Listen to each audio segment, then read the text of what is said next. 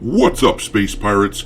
This is your captain, the ever-charming Dr. Disaster, and sorry I've been away for a few days, but news has been slow for this time of year, and I've been pretty busy. I didn't plan a break, but that's just kinda how the cookie crumbled. But I'm back, and today we're going to talk about Daisy Ridley, who is apparently dazed and confused when it comes to the subject of Star Wars. Over and over, the people at Disney and the people they hire continue to prove that they fundamentally misunderstand the basic tenets of storytelling. Not even just the basics of Star Wars, mind you. I know that every franchise has their own quirks and their own tendencies, but I mean just basic storytelling. You just don't get it, do you? You don't.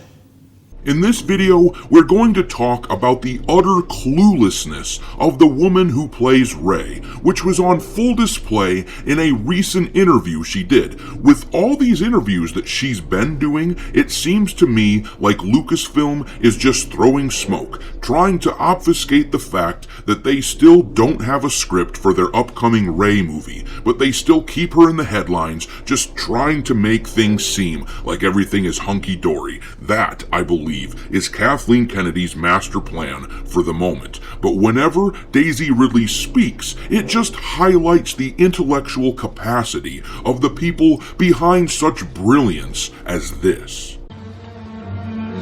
Somehow Palpatine returned.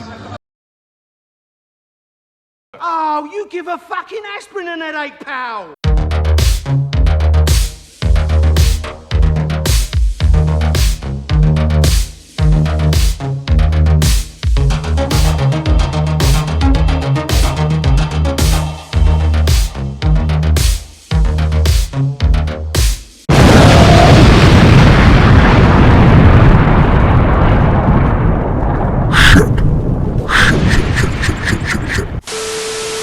Alright, me hearties, make sure to like this video and subscribe to this channel if you haven't yet, and don't forget to follow me on Twitter. My handle there is Dr. Disaster1. In any event, let's read this article from IGN.com to see what Daisy Ridley has been up to. I always like reading IGN because it's funny to see what the brainless, PC, corporate ass-kissing pro-journalists are up to. The headline for their article says, Daisy Ridley says Star Wars sequel controversies still upsetting. Rey's parentage beyond my pay grade. Star Wars star Daisy Ridley has weighed in on fan backlash toward Rey in the sequel trilogy. Chief among the discourse in a galaxy far, far away was fans' reaction to an emotional climactic moment between Rey and the First Order baddie turned good guy, Kylo Ren.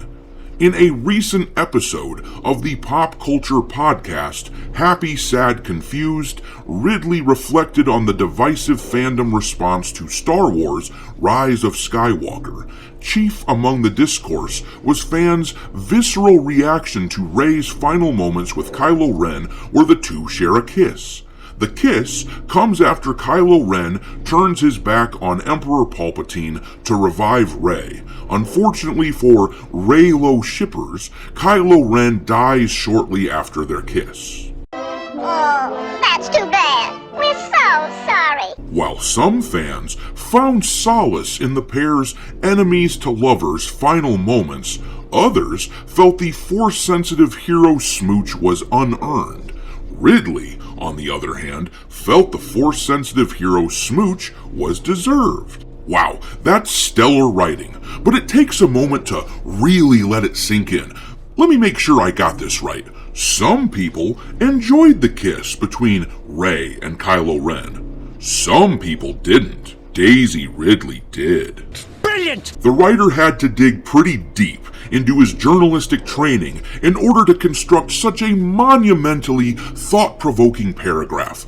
I don't know what they teach at those fancy journalism universities, but this guy definitely got his money's worth. Bravo! But let's continue on. Let's see what Daisy Ridley had to say about this kiss. I felt like we all, It felt earned, Ridley said. What was interesting again is intentionality. My feeling in that moment was that it was a goodbye, and that felt earned. You can call a kiss 1,000 things, but I felt it was a goodbye. That whole scene felt emotional, and I felt I was saying goodbye to the job too. You know what? She's right. She's absolutely correct. You can call a kiss 1,000 things. And I, personally, have many adjectives I'd like to use to describe this particular kiss.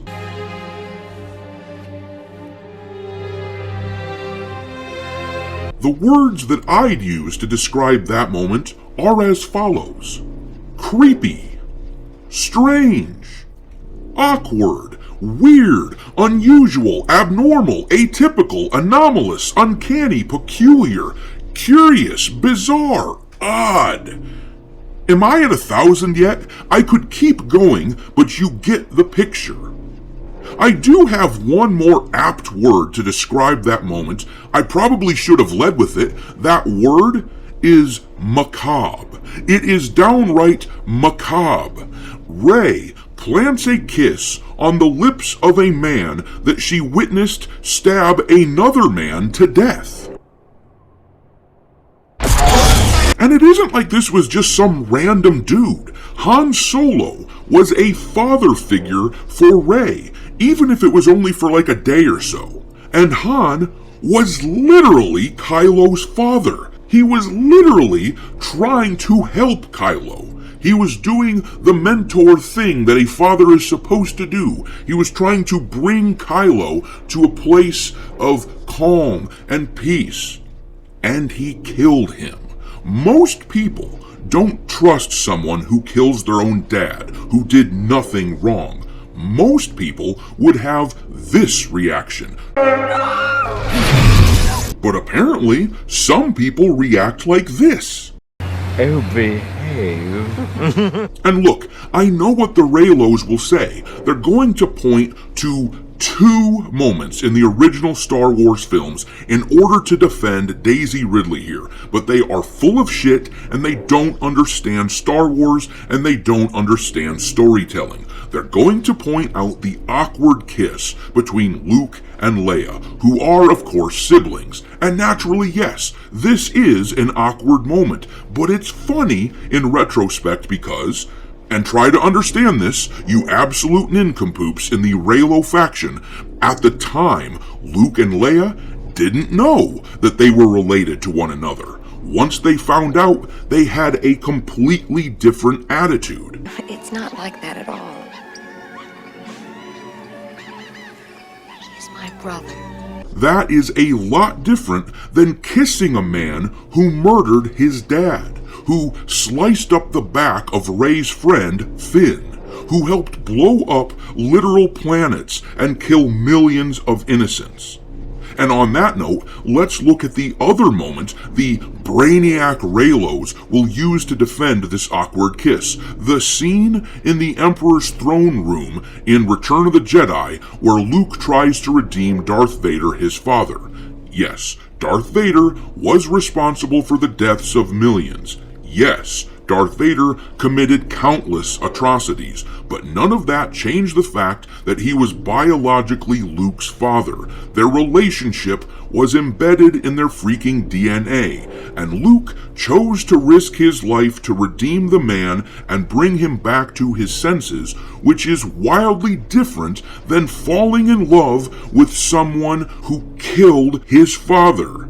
If you can't understand the difference between love for a parent and romantic love, then I feel sorry for you. Seems to me like a classic case of someone with daddy issues to me. And more than that, it seems like someone who fundamentally misunderstands the human experience at a basic level. There are very few things that I personally wouldn't do to help my mother and father if they needed me. But if I watched someone who was a potential romantic interest for me kill somebody, yeah, I'm not going to kiss them. I might forgive them on some level, but I'm not going to fall in love with them. That is very, very different. But yeah, fundamental misunderstanding of the human experience at a basic level. That describes the people who write Disney Star Wars to a T.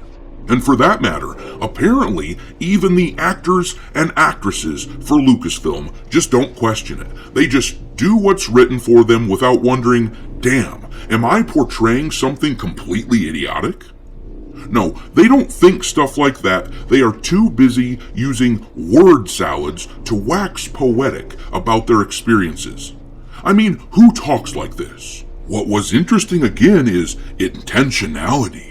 My feeling in that moment was that it was a goodbye, and that felt earned. You can call a kiss 1,000 things, but I felt it was a goodbye. That whole scene felt emotional, and I felt I was saying goodbye to the job too. Sounds like cope to me. Keep coping with the fact that a majority of Star Wars fans are currently uninterested with the franchise because of the lousy work put forth by Disney during these ridiculous sequels. The rest of us, unplugged from the Matrix, are standing over here where romantically kissing a mass murderer who killed your friend is pretty damn weird. Thanks for watching, me hearties. If you haven't already, your captain is inviting you to subscribe to the channel and become a part of the crew. Life as a space pirate may not be glamorous, but there's always plenty of booty.